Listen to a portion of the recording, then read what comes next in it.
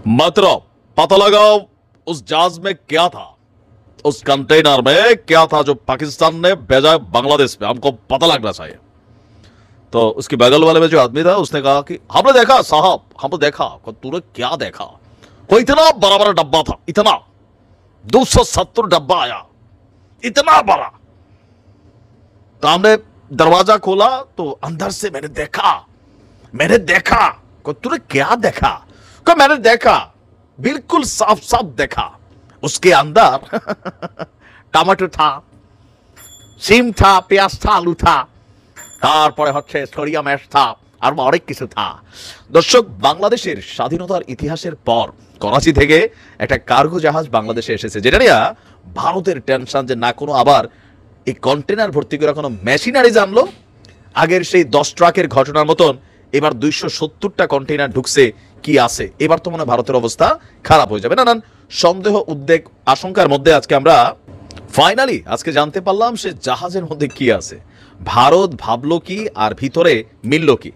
চট্টগ্রাম বন্দরের তথ্য অনুযায়ী আপনার সাধারণ ঘোষণা অনুযায়ী পণ্য ঠিক আছে কিনা তা যাচাই করে ছাড়পত্রতে কাস্টমস, এরপর আমদানিকারকরা খালাস করে নেন।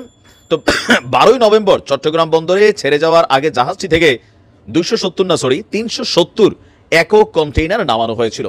এর মধ্যে পাকিস্তানের করাচি বন্দর থেকে আনা হয়েছে 297টি একক কন্টেইনার, আর আরব আমিরাতের ছিল 73 একক কন্টেইনার।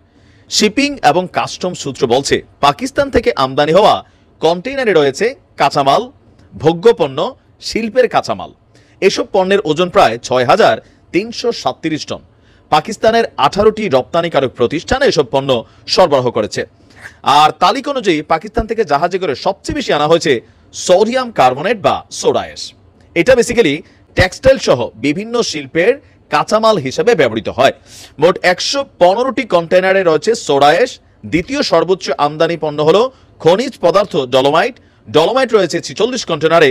35 একক কন্টেইনারে রয়েছে আপনার চুনা পাথর, আর বাকিগুলা এখানে কাঁচামাল আছে, ভোগ্য পণ্য আছে, অনেক কিছুই আছে। তো বেসিক্যালি ভারত গতকালকে থেকে যেভাবে মার্কেটটা গরম করছিল, সেই মার্কেট গরমের মধ্যে আমরা ভাবছিলাম যে কি জানে কি, আবার আওয়ামী লীগের অনেক নেতাকর্মীরাও বিভিন্ন ছবি টবি দিয়ে বলতেছিলেন এইবার 10 ট্রাক না 297 বা 270 বা 290 কন্টেইনার ঢুকছে, মেশিনারি যে ভরা।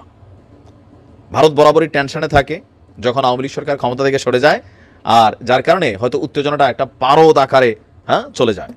তো মাধিজি ने कहा बेटा ये तूने देखा, कहा ठाकुर में इतने देखा, कई दारा ঠাপাস করে একটা লাগাইছে, ছুটিয়ে লাল করে দেবো মাইরি, এরকম উল্টা পাল্টা খবর দিলে। ভালো থাকো।